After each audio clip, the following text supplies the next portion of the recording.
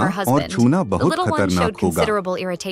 जवाब में राजकुमारी ने धीरे से लड़के का हाथ पकड़ा, लेकिन बच्चे ने झट से अपना हाथ छुड़ा लिया और कहा कि वह घिनौना है, वह एक राक्षस है। ब्लेक को विश्वास था कि अगर अन्ना उसे पूरी तरह से देख लेगी तो वह उससे नफरत करने लगेगी। लेकिन आखिरकार अफवाहें तो बस एक बहाना थी। सच तो यह था कि वह अपने शरीर पर लगे श्राप को दिखाना नहीं चाहता था। चूंकि युवती उसके चेहरे और हाथों पर निशान देख चुकी थी, इसलिए उसने सोचा कि उसका शरीर देखना जायज होगा, लेकिन जाहिर तौर पर वह गलत थी। युवती राजकुमार के पास गई और उससे अपनी आंखों में देखने को कहा। हिचकिचाते हुए लड़के ने अपना सिर उठाया। जब वे आखिरकार आमने सामने हुए तो लड़की ने उसे याद दिलाया कि उसने पहले ही उससे कहा था कि वह खुद को फिर कभी राक्षस न कहे। ब्लेक राक्षस नहीं था और न ही घिनौना। उसे छूने से उसे कोई तकलीफ नहीं हुई, बल्कि इसके विपरीत। and asked that he eat plenty the next day. Besides, if the boy wanted to grow bigger than her, he couldn't skip any of his meals. The adorable little boy then smiled, saying he understood and would eat a lot. Seeing her little bunny smiling so happily, the blonde felt greatly relieved. Meanwhile, in the emperor's conference room, a young man in a black hooded cloak appeared. His name was Yunhan, and he had bright purple eyes. Upon asking for his orders, Teotiste inquired if the crown prince and his wife had returned safely. The informant replied that they had. The two had already bathed and were now resting. When they met earlier, the sovereign saw a completely changed Blake. He used to live shrunk as if trying to erase his existence. But he stood bravely and firmly beside his wife, holding her hand. Those red eyes that used to be empty now shone deeply. Even Colin, who was cold and reserved, highly praised the princess in his report. Therefore, His Majesty asked Yunhan what his opinion of the girl was. He had observed the palace during the entire month Teotiste was away, sealing the black portal. The sovereign asked if the informant considered her trustworthy. The young man said yes, and that she was a great person. As per the emperor's orders, Yunhan had secretly watched over the crown prince during the past month. He kept an eye on the courtier's harassment and on Blake. Thus, he could help him if his curse worsened due to the emperor's use of the power of light. However, the dark-haired youth had forgotten his purpose at some point and ended up keeping his eyes only on Anna. She was a beautiful, intelligent, and warm person. With a lady like that by Blake's side, his life would change to the point of causing envy. Such words impressed the emperor, who didn't know his subordinate could speak like that.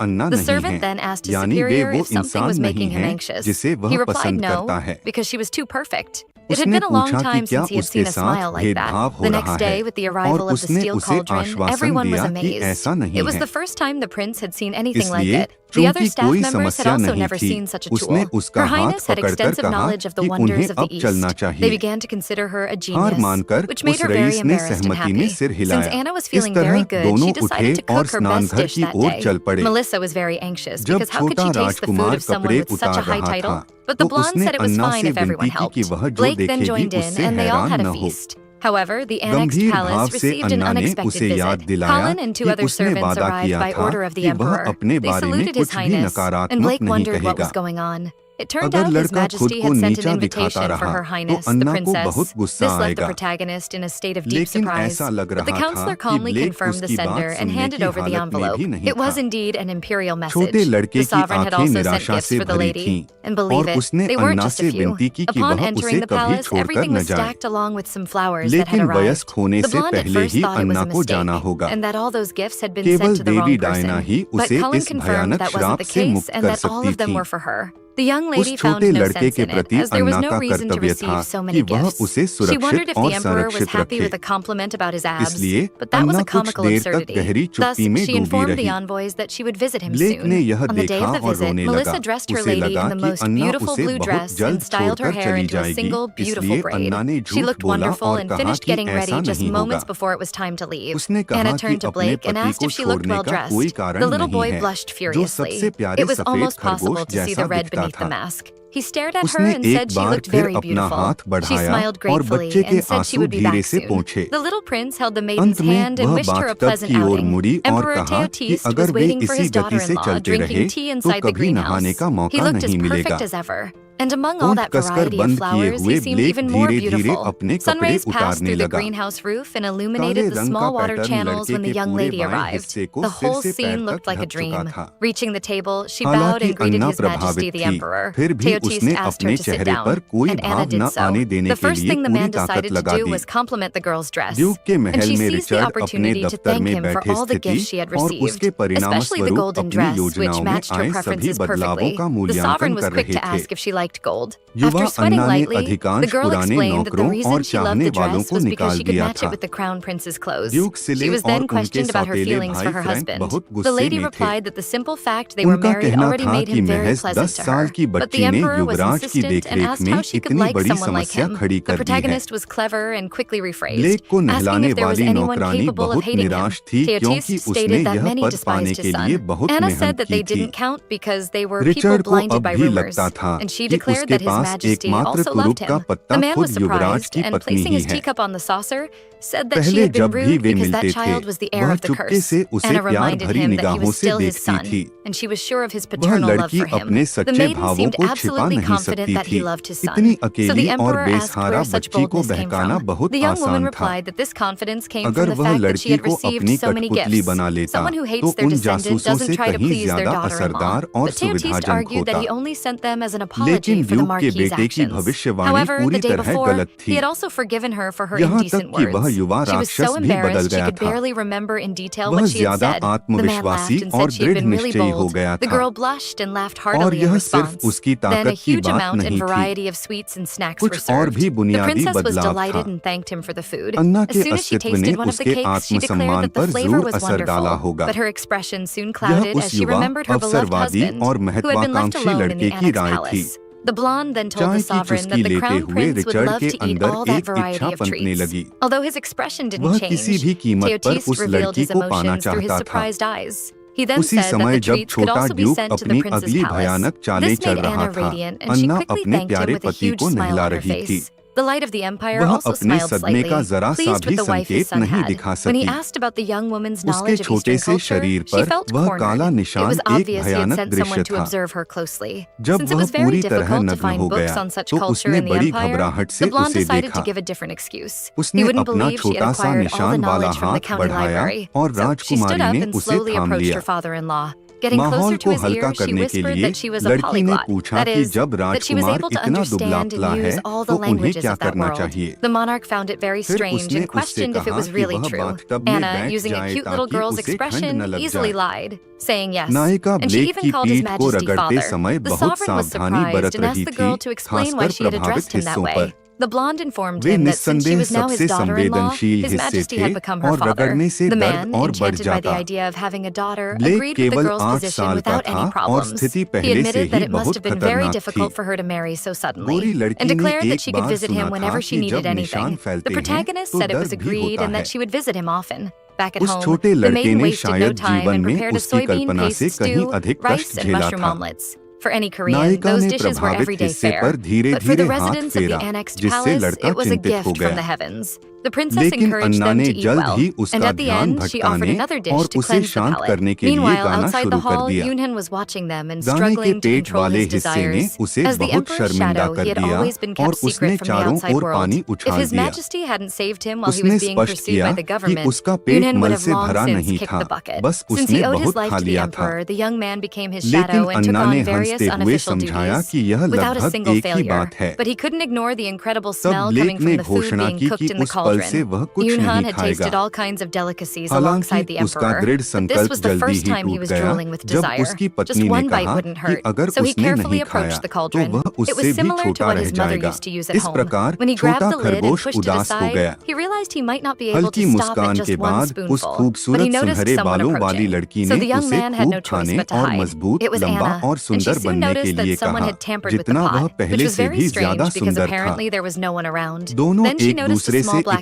She found it very cute, so she picked up the animal and asked if it had been the one to remove the lid. The feline just meowed, showing that it was hungry, but it didn't want just anything. It wanted that stew. It meowed several times until the protagonist decided to share a little with it. Anna filled a small dish and left it for the animal to lick. Her opinion was that it must have a terrible owner because it looked starved, but if it needed a mistress, she would gladly raise it. Turning into a cat might not have been the best choice after all. Blake arrived soon after and asked what his beloved was doing. She explained that she had found a black cat, but the boy was only worried about how she was hugging it. The blonde's affection was excessive, and Blake quickly realized it was a male. The moment the princess decided to check to see if it was true, Yoonhan ran off to a high place. The princess was disappointed because she had really liked the animal.